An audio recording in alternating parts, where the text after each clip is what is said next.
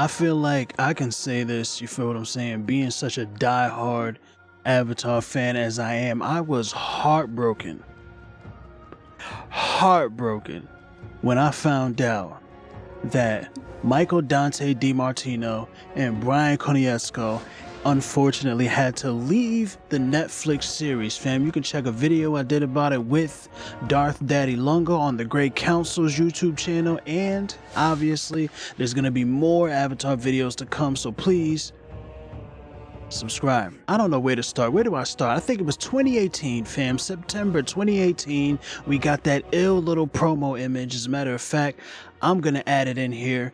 And when I saw that, I knew I was convinced, fam. We were finally going to get the Avatar live action adaptation that we deserve. Us, the fans and the creators, because they stated without any shadow of a doubt, fam, that they had creative control, something that they did not have for the movie made by he whose name we cannot pronounce.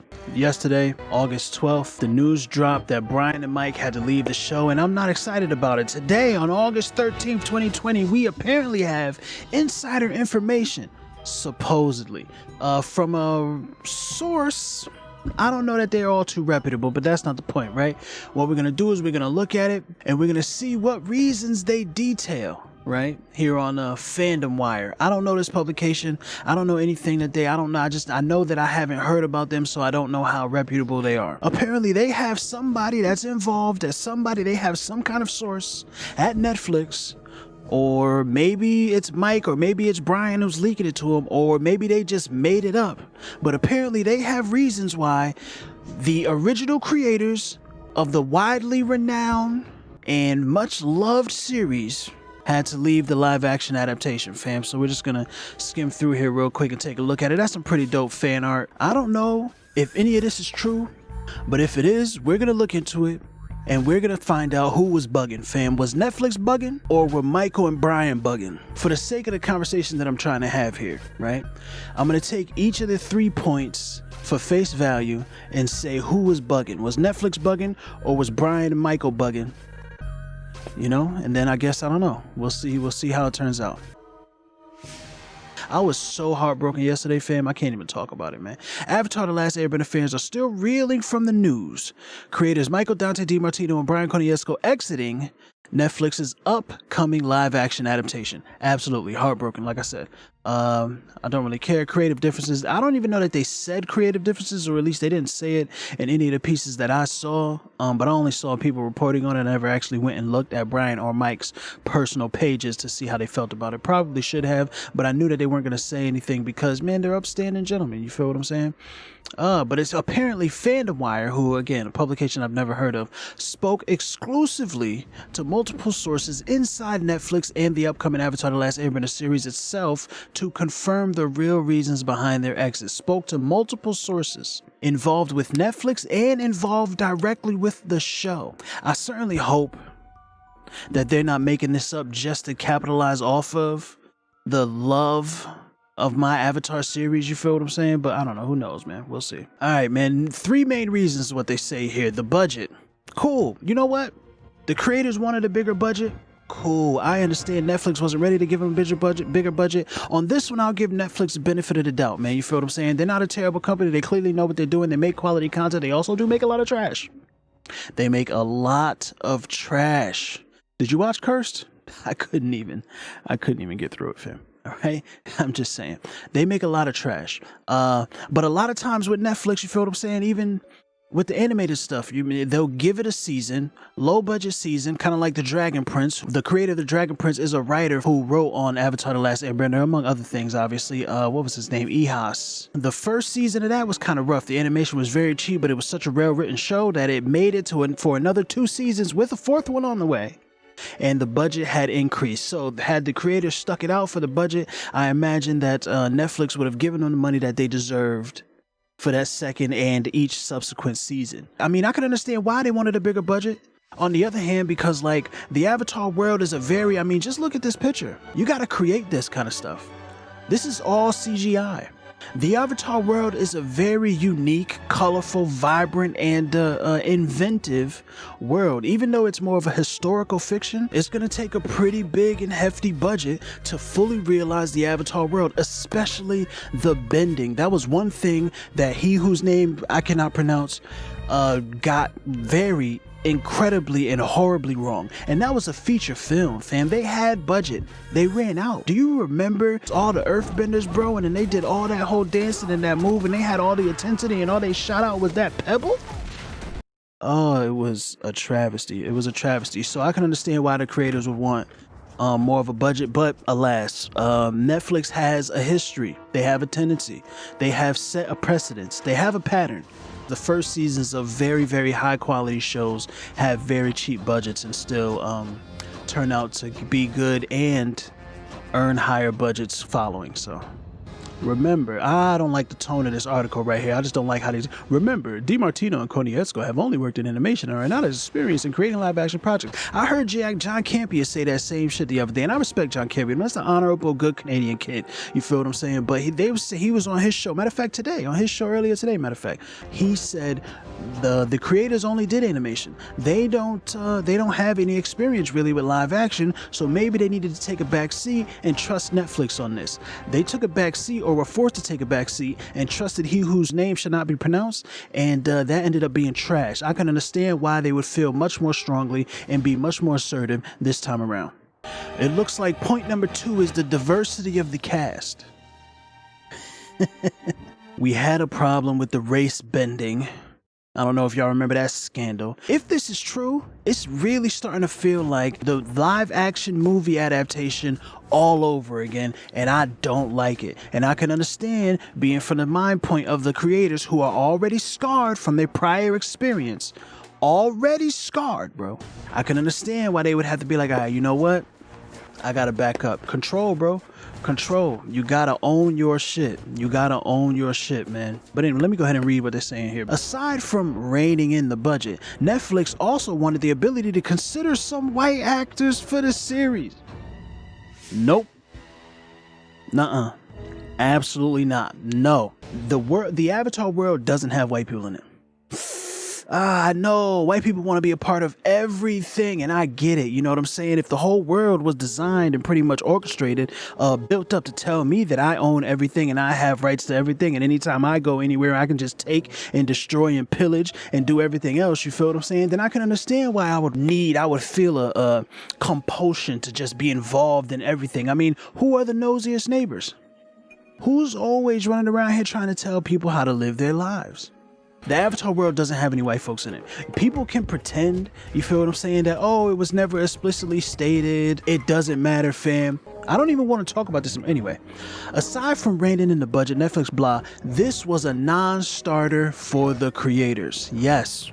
Who were insistent that not a single white actor be on the series.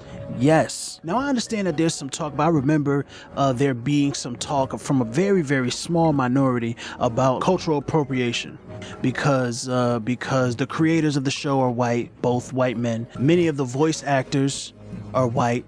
Majority of them all white.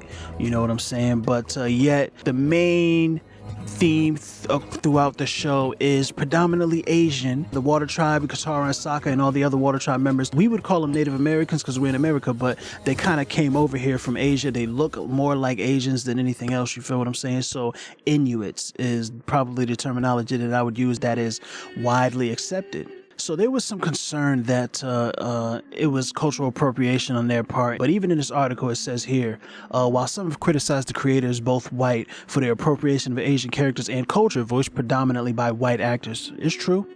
It's true. Many find their take respectful. I don't know, man. I'm not Asian, so I don't know how they felt. I would love for any Asian people to get in the comments. Let me know how you felt about The Last Airbender. I assume if you're watching this video, you were a fan of it, at least. You feel what I'm saying? So let me know if you feel any kind of way about that. But being that the man whose name shall not be pronounced did the whitewashing last time, and we all saw how that turned out. I mean, now credit where credit is due. It had one okay scene in it, and that was when Aang was behind the walls in that like Fire Nation encampment or whatever. He had the old airbending monument thingy that he did the whole spear with the dancing in the air, wind, and all that. That scene was amazing. I appreciate it. That was a great scene. Otherwise, that movie was just straight trash. I don't know, man. Diversity of cast. I gotta give this to the creators. I have to give this to the creators. I have to. And the reason why I have to give it to the creators is because the Avatar world doesn't have white people in it, and it's okay for y'all not to be involved in some shit sometimes.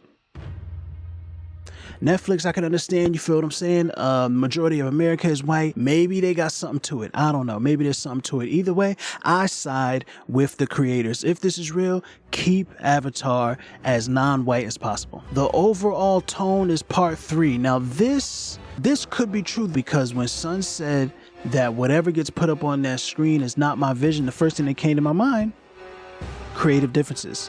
The number one creative difference for something like this, I would imagine, is the tone. What age demographic are we going for? What kind of story are we trying to tell? Netflix currently wants to age up Aang, Zuko, Katara, and Sokka. Instinctively I say no, right? Because I want an adaptation that is true to make up for the adaptation that failed, that was not true. You feel what I'm saying?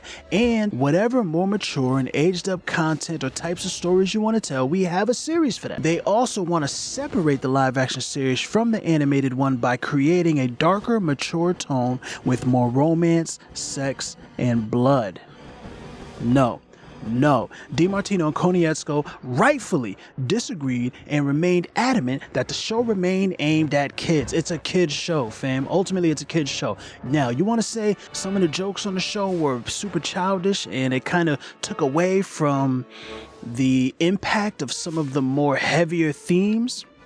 Maybe that might be a valid critique, but romance, sex, and blood? You could have waited for Korra. Anybody that's a real Avatar fan knows, fam, that you could, as soon as this came up, at any time where cats was like, hey, let's maybe age him up, you immediately say, hey, that's what Korra is for, fam. It depends on how long the show goes on for. Maybe then you can have them grow up over time. Maybe you stretch the story out a little bit and it does kind of like a Harry Potter thing. Because, you know, that's Netflix's dream, right? I mean, Netflix really wants to have their giant franchise. Everybody knows it, man. Avatar, I feel like, could have maybe been Netflix's Harry Potter. I think so. And if it goes on for an extended amount of time, and maybe for whatever reason the length of time on the show is extended beyond the maybe 2 years, then they could have done that. Maybe in those later seasons you do end up in an older, maybe darker, bloodier, sexier place. Maybe. I still don't think it should go as far as like some of the other Netflix shows go. I'm willing to go up to a PG-13 with you guys, but when you're talking about sex and blood, we're talking about TVMA. I don't like it. And I would imagine if this article is true, the creators feel the exact same way. If you Netflix, if you really want your Harry Potter, your Lord of the Rings, your Game of Thrones, whatever it is, well, you got The Witcher. You can turn The Witcher into Game of Thrones if you do it right. A lot of people have some bad things to say about The Witcher. Maybe focus on doing something about that as opposed to ruining a beloved franchise such as Avatar The Last Airbender. But I digress. At the end of the day, man, I gotta side with the creators, fam. It's a ridiculous concept that Netflix would purchase this property in an attempt to make an adaptation, which it looks like they're going to do without them. If they make a good show, I'm not the type of person who's gonna stick to my guns and decide that, like, because they didn't do it the way that I wanted them to do it, I'm not watching it, I'm boycotting. I'm sure there's some boycott talk out there. I know that there's some cancel talk out there. You feel what I'm saying? I know that there is, but I'm not that person. However, this right now does not look good. And the casting, diversity by injecting white folk. All right. Netflix released a statement as well, declaring that they will continue as planned. We have complete respect and admiration for Michael and Bryan and the story that they created in the Avatar animated series. Although they have chosen to depart the live action project, we are confident in the creative team and their adaptation. Look, folks, we're going to get the Avatar The Last Airbender live action adaptation. Now I think it's going to be much worse of a show.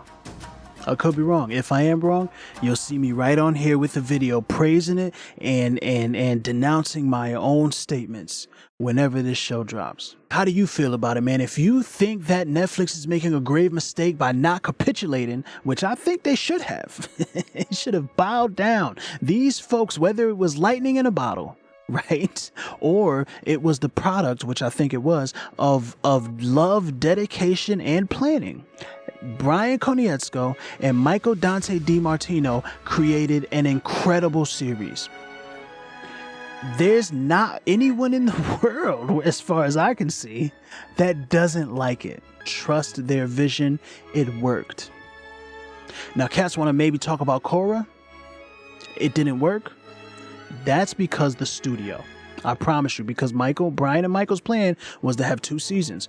Everybody was so excited about Korra, and that first season was so fire, Nickelodeon was like, hey, we need 3 more. And that's why season 2 is trash. And that's why each season became about a particular theme that kind of loosely tied together. And that's why you had so many filler episodes, because the studio said stretch, and they weren't prepared to stretch. They had a story that they wanted to tell, and the studio said, hey, tell more story. Like the video, subscribe to the channel if you want to see more of this content. Get in the comments and let me know how you feel. My name is Yellow Desert, and I approve this message.